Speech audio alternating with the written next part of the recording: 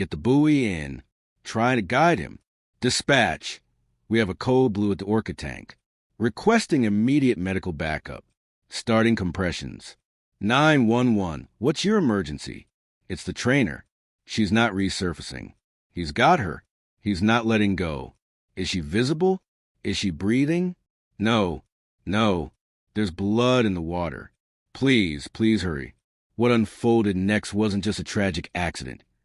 It was a nightmare, one that played out in front of hundreds of stunned witnesses and left behind a silence that still echoes through the glass today. This is a story of Elisa Hartley and Moros, the orca she trusted most. If the story grips you, if it makes you pause or feel something you can't quite shake, then don't look away. Like this video, subscribe to Animal Attack Archives, and share it with someone who needs to hear it, because sometimes the most powerful truths don't scream. They drown in silence. Before she could even swim, Elisa Hartley could imitate the haunting call of a whale. While other children built castles on the beach, she sat still, eyes closed, hands cupped like ears, trying to memorize the rhythm of the tides. By the age of 10, she knew the migration paths of humpbacks and could distinguish an orca's song from a dolphin's chatter. Her childhood wasn't one of cartoons and sleepovers. It was filled with notebooks, salt-stained boots, and the names of creatures no one else bothered to learn. Elisa wasn't chasing attention. She was chasing understanding. By 16, she was volunteering at a coastal aquarium, scrubbing algae from tanks and asking questions that made marine biologists pause, not because she wanted to impress, but because she truly wanted to know. What made a sea lion's eyes dim? Why did one orca play while another floated motionless for hours? She graduated with honors in marine biology, specializing in animal behavior. But what set her apart couldn't be graded. It was the way animals responded to her, like they recognized something in her voice, something safe, something real. When Orca's Park offered her a position just months after graduation, Elisa didn't hesitate. To outsiders, it was a dream job. To her, it was a calling. She wasn't there to train animals to perform tricks. She was there to understand them, care for them, listen to them. Colleagues noticed immediately how Moros, the park's largest and most unpredictable orca, seemed unusually calm around her. He followed her movements with quiet interest, responding to her signals with precision that felt personal. It wasn't dominance. It wasn't fear. It was something else. She often said, "They don't speak our language, but they're always speaking." And she listened, not with commands or force, but with presence and patience. Elisa didn't see herself above the animals she worked with. She stood beside them.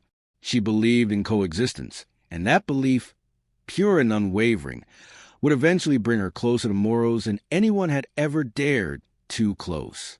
He was beautiful in the way storms are, silent, vast, and never fully understood. Moros wasn't born in a tank. He was taken from the open sea, torn from his pod off the icy coast of Greenland when he was just 3 years old. The sky had thundered that day, locals said, as if the ocean itself mourned what was taken from it. By the time Elisa met him, Moros had spent over 20 years in captivity. He had grown massive, over 20 feet long and weighing nearly 12,000 pounds. His dorsal fin curved unnaturally to one side, a silent scar from decades in still water. Deep white marks lined his flanks, memories of conflict, dominance, and battles with other males. His presence demanded respect. His silence demanded caution. To the public, Moros was a spectacle, the star of Orca's Park. He breached high, tail slapped dramatically, and soaked the front rows on cue. But trainers knew better. They knew about the moods, the stretches of listless drifting, the sudden bursts of aggression, the subtle signals. Jaw popping, teeth grinding, the way he sometimes refused to follow commands without warning. And they knew about the past. Moros had been involved in 2 incidents before Elisa ever stepped into the park. One was with a trainer overseas. The other, a man found lifeless on the whale's back, an intruder who had broken in after hours. Both stories were buried under press statements and internal reports. Quietly shelved, quietly forgotten. But animals never forget. Experts warned of what captivity did to orcas, how their minds, shaped by endless ocean ranges and deep family bonds, began to fracture when confined. They called tanks glass cages for giants. They called Orca's time bombs. Yet crowds kept coming, and Moros kept performing. He drew thousands, entertained millions, sold the illusion. And yet, even as applause echoed through stadiums, those closest to him began to notice something shifting. His movements grew slower, his eyes lingered longer. He floated still and strange at the surface, watching as if waiting. And Elisa, the only one he truly responded to, never looked away. Not once. June 17th began like any other. Summer day at Oyanna's Park.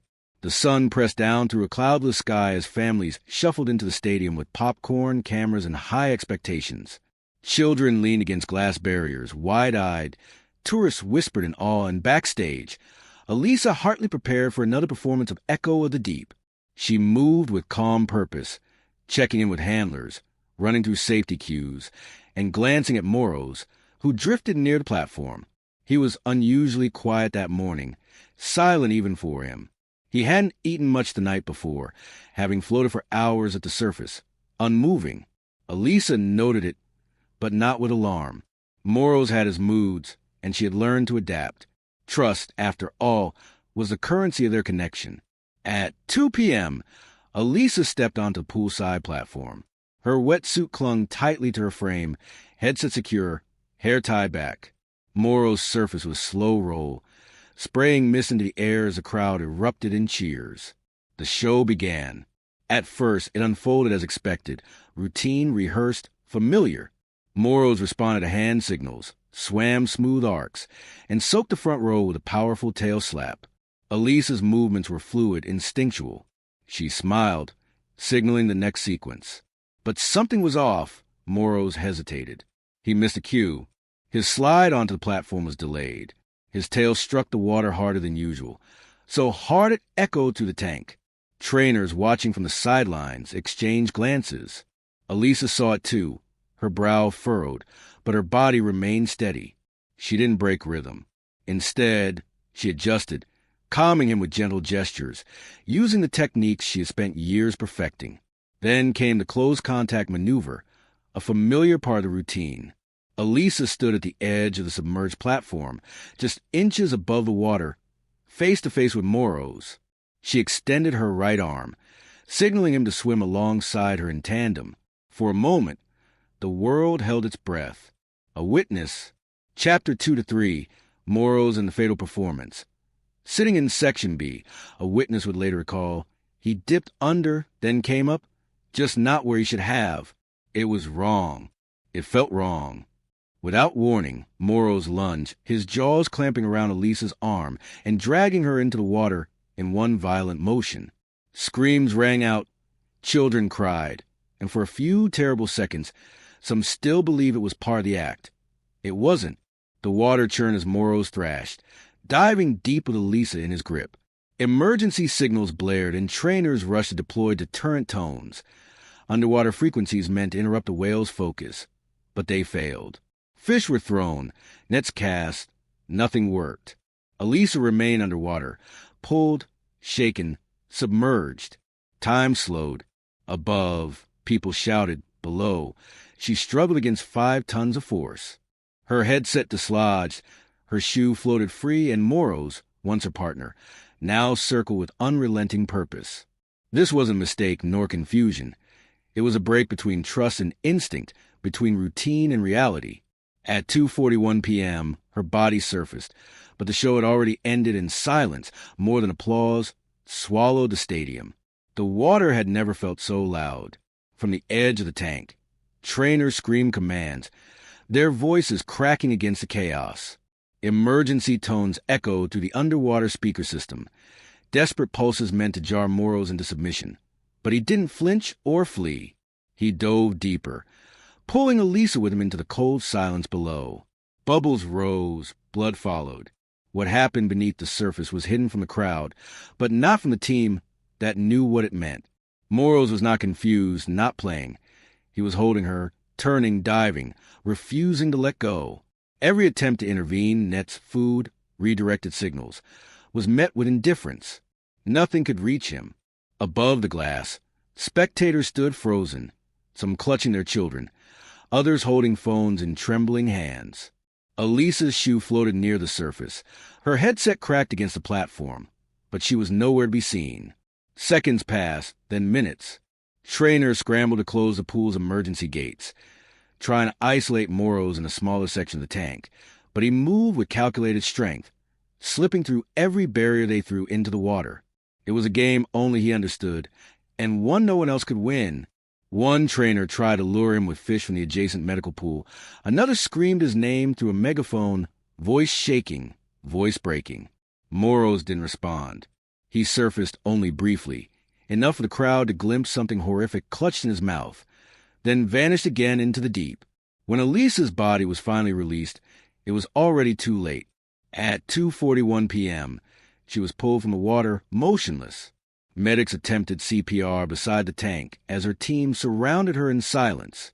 Spectators were ushered out, some in tears, others too stunned to speak. A father covered his child's eyes.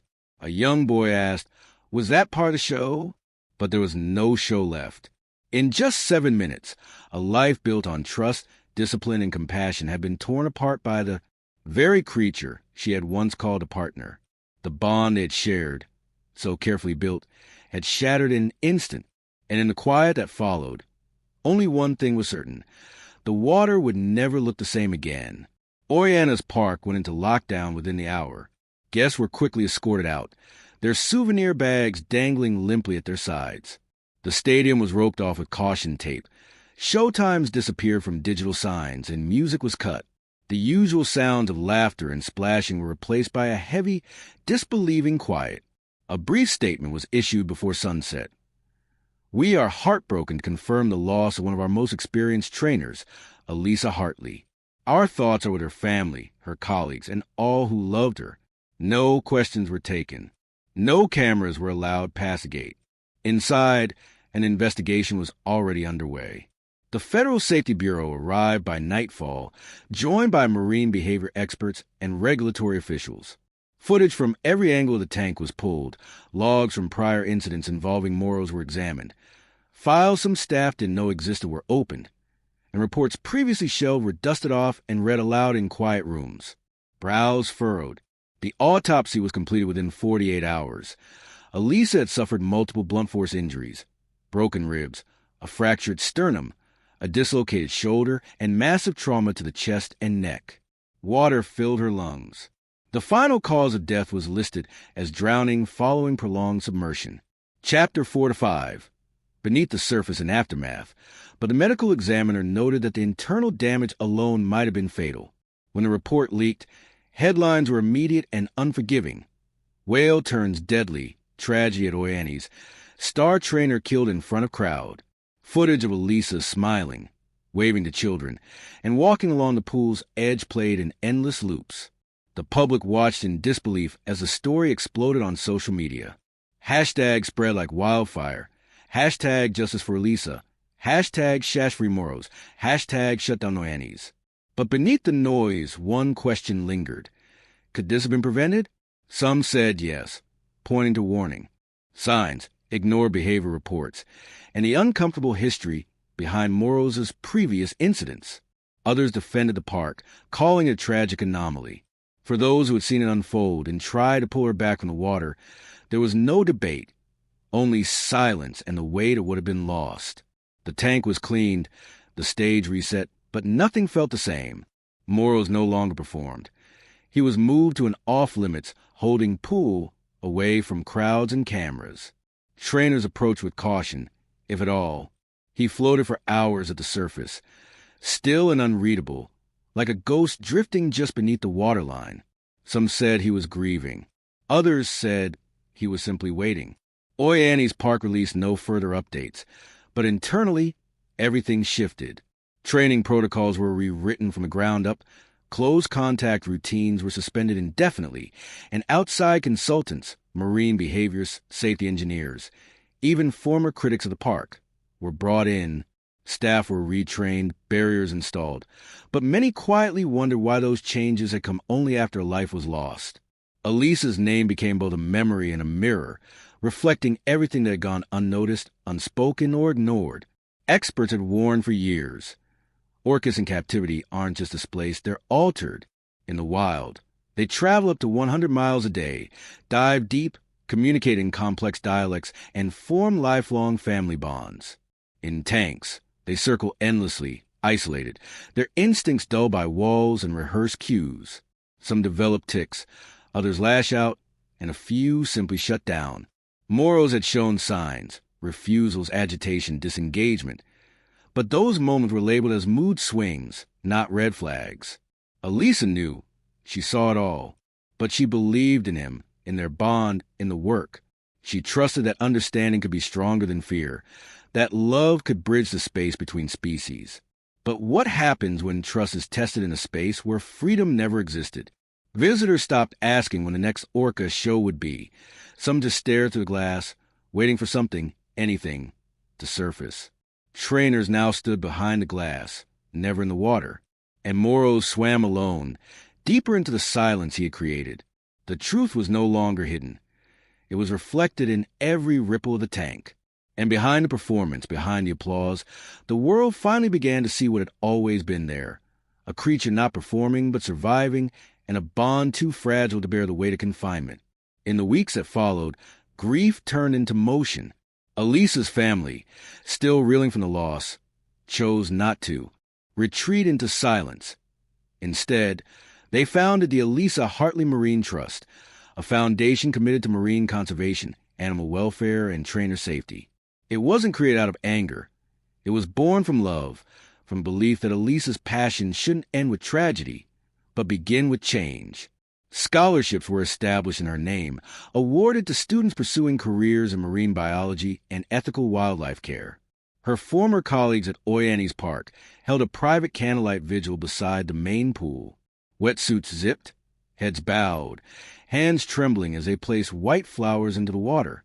Moros swam beneath them, slow, steady, silent. No music played. No announcements echoed to the amphitheater. Just a soft flicker of candlelight reflected across glass, and the quiet mourning of those who had once called her mentor, friend, sister. They didn't speak of the attack that night. They spoke of her laugh, her quiet determination, the way she greeted every animal by name, never missing a single one. They remembered how she fought for better enrichment, pushed for longer rest periods, and questioned decisions others had grown too tired to challenge. She never treated the animals like props. One trainer said she treated them like equals. That's what made her different. But difference wasn't enough to protect her, and that's what hurt the most. Legislation began to stir. Protests continued at park gates. Hashtags trended for weeks. Beneath the headlines and hashtags was something deeper, a reckoning, a growing awareness that this wasn't just about one trainer or one whale. It was about a system that had normalized danger, that had polished suffering into spectacle. Elisa's story didn't end with her death. It lived on in every uncomfortable question now being asked, every show reconsidered, every tank scrutinized. Her voice, once heard in quiet commands beside a pool, now echoed in classrooms, boardrooms, and headlines. She had believed in connection, and even in death, she was still creating it. Elisa Hartley's story is not just a tragedy. It's a reflection, a mirror held up to the fragile balance between wonder and responsibility. She gave everything to the creatures she loved, believing that trust could transcend species, and that compassion could coexist with control. But when the world we build around those beliefs begins to crack, the consequences can be devastating. What happened in that tank wasn't just a moment of instinct. It was a culmination of years of silence, overlooked warnings, and beauty built on control. And when that illusion shattered, it left behind a question we can no longer avoid. Can we claim to love something while denying it its nature? Elisa didn't die in vain. Her legacy lives on the reforms she inspired, in the conversation she started, and in the quiet, lasting impact of her life. If her story moved you, don't let it fade into silence. Like this video, share it. Subscribe to our channel for more stories that matter, stories that ask the hard questions and honor the people who dared to care. Because behind every performance, there's a truth waiting to surface. And sometimes it takes a loss to finally hear it.